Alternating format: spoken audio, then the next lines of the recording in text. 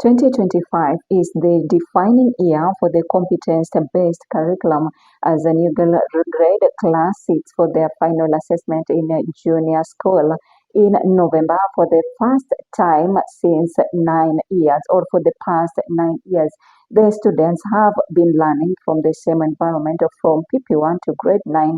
However, in November, they will be transitioning to senior school from next year. The new competence-based curriculum requires them to choose career pathways that will shape their future.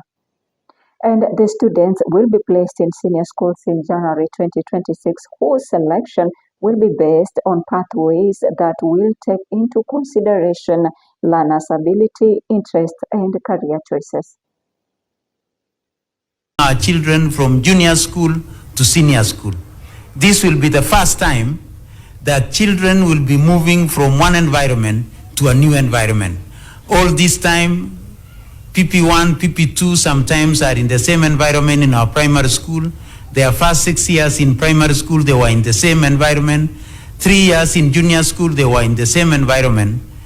In the coming year, that's why I'm saying this is our defining year in CBC, is that they will be doing an assessment, a summative assessment in November, which will support us in aligning them to pathways and to schools.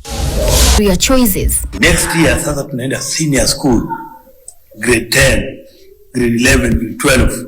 Wakitoka hapo, tayari watakuwa wamejulikana wale wanaenda university kufanya nini.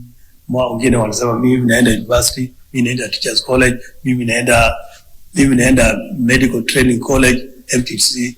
Itakuwa kila mtu ameenda. Are you capable? Are you competent? Do you have interest? What's the value of it in your future? Will it satisfy your self-esteem? These are the things that we will be able. We are trying our best to inculcate and to make the children to understand.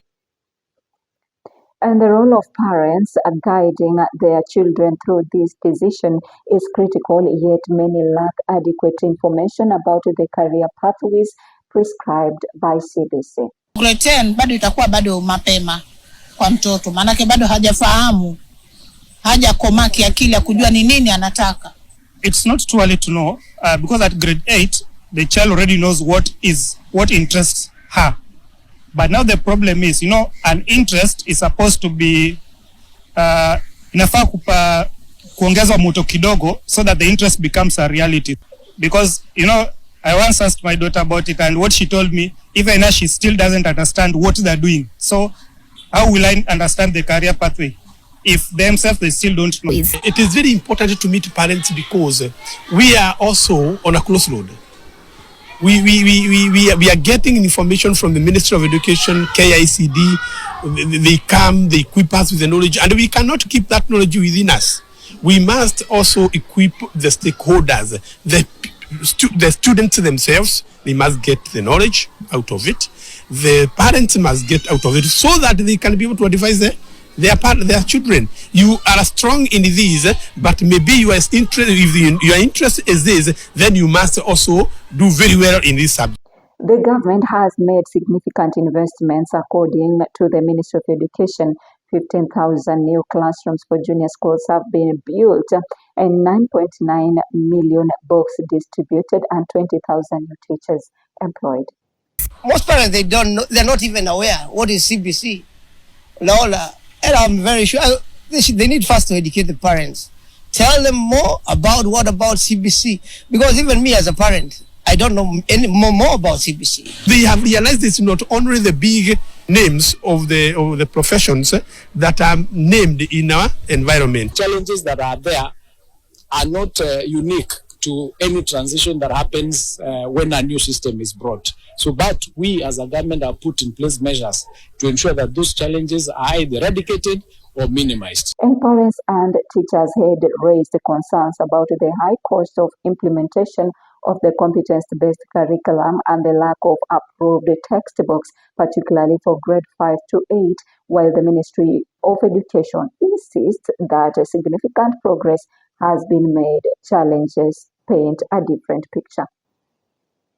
I've realized we don't have books that have been approved for grade 5 to 8. we only have grade 1, PP1 to grade 4, and then grade 9. So what are we going to use as teachers to facilitate learning in grade 5 to 8? And that as we speak today, 80% of grade 9 books have already been distributed, and as we talk today, 47 billion has been paid to publishers, and the chairman of the Publishers Association is here.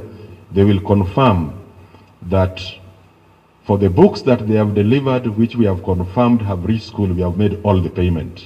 One thing about CBC is quite an expensive endeavor. It's expensive to parents, and it also, in a way, disadvantages certain section of the community.